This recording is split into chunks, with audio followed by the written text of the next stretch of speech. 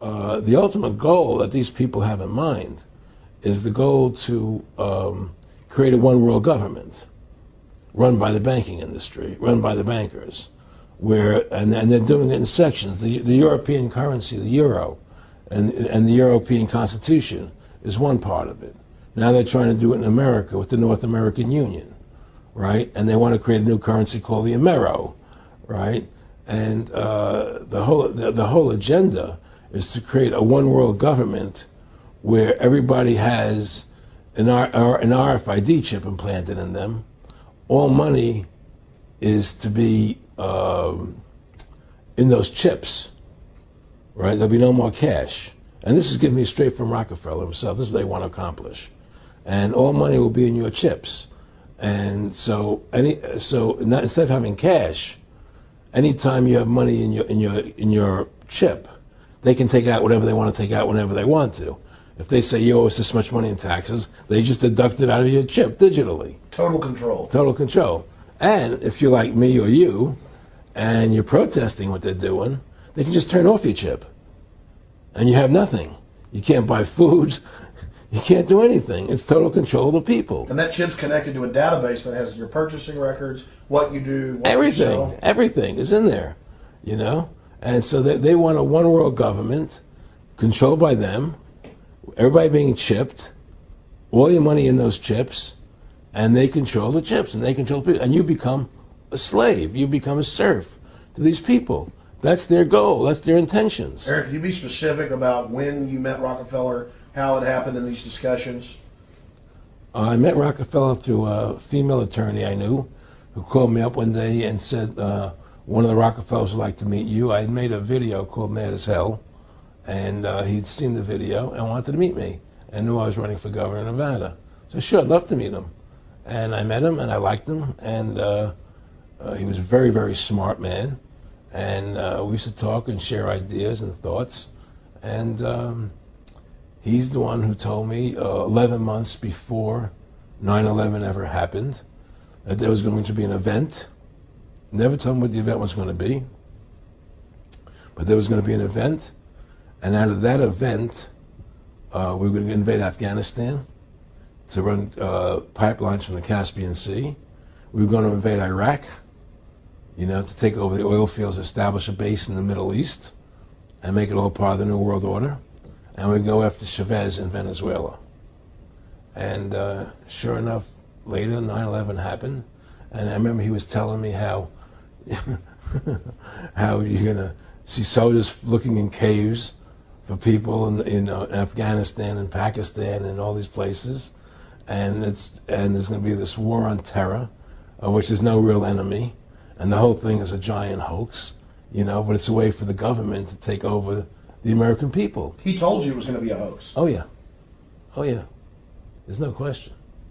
He says, there's going to be war on terror. And he's just laughing. There's no...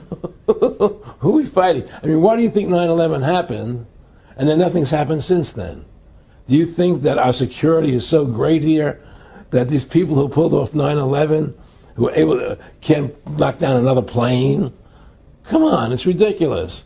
9/11 was done by people in our own government and our own banking system to perpetuate the fear of the American people into subordinating themselves to anything the government wants them to do. That's what it's about, and to create this war, this endless war on terror. And that's why and that was the first lie.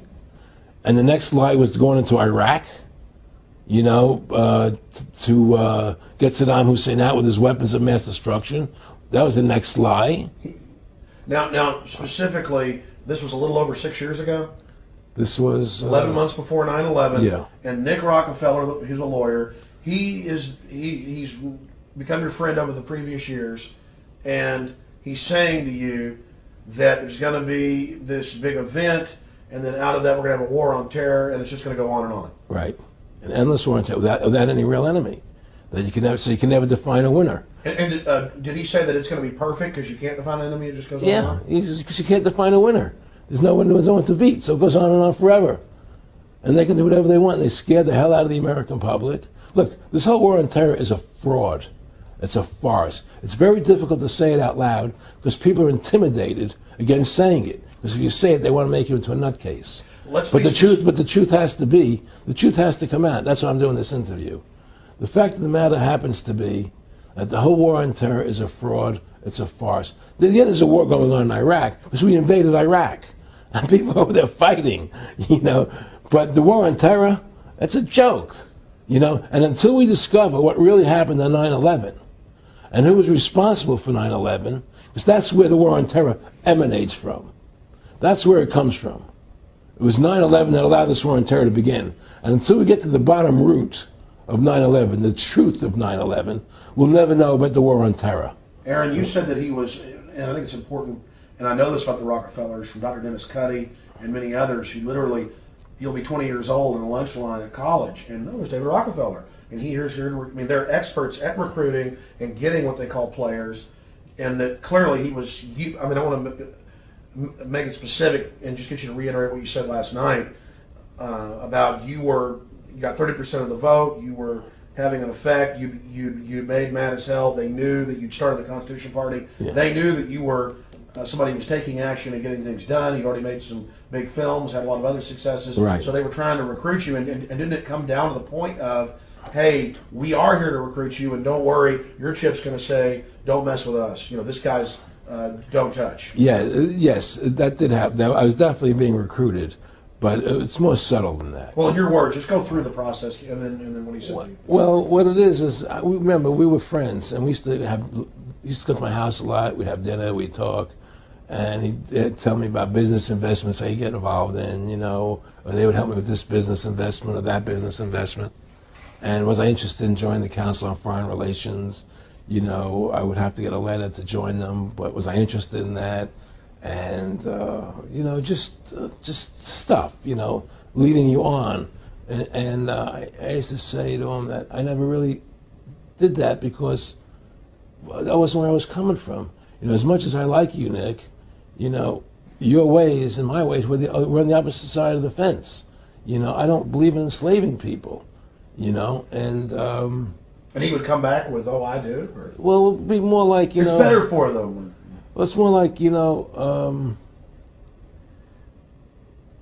how do I put it? It was like, what do you care about them? What do you care about those people? What difference does it make to you? Take care of your own life. Do the best you can for you and your family. What do the rest of the people mean to you? They don't mean anything to you. They're just serfs. They're just people. You know, it was just a lack of caring, you know, and that's just not who I was. It was just sort of like cold, you know. It was just like cold, you know. And I used to say to him, what's the point of all this? You have all the money in the world you need. You have all the power you need. What's the point? You know, what's the end goal? And he said the end goal is to get everybody chipped, to control the whole society, to have the bankers, the elite people, you know, the bankers and some governor controlling the world. And I said, do all the people in the Council on Foreign Relations believe this way you do? He said, no. You know, most of them believe they're doing the right thing. A lot of them believe it's better off being socialistic. You know, we have to convince people that that socialism is really capitalism. Because America's becoming a socialist country. It's a communist country today.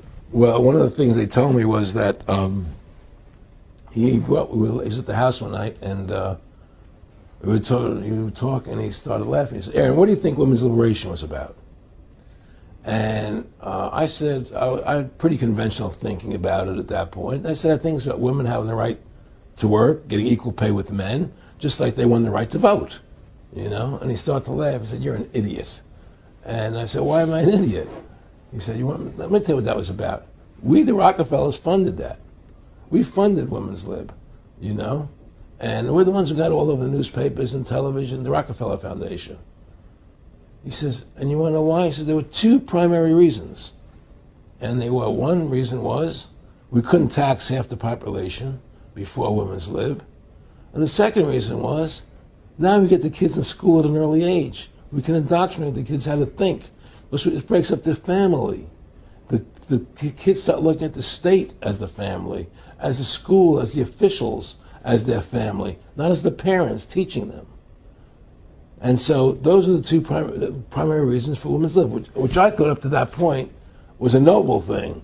You know, when I saw their intentions behind it, where they were coming from when they created it, the thought of it, I saw the evil behind what I thought was a noble adventure.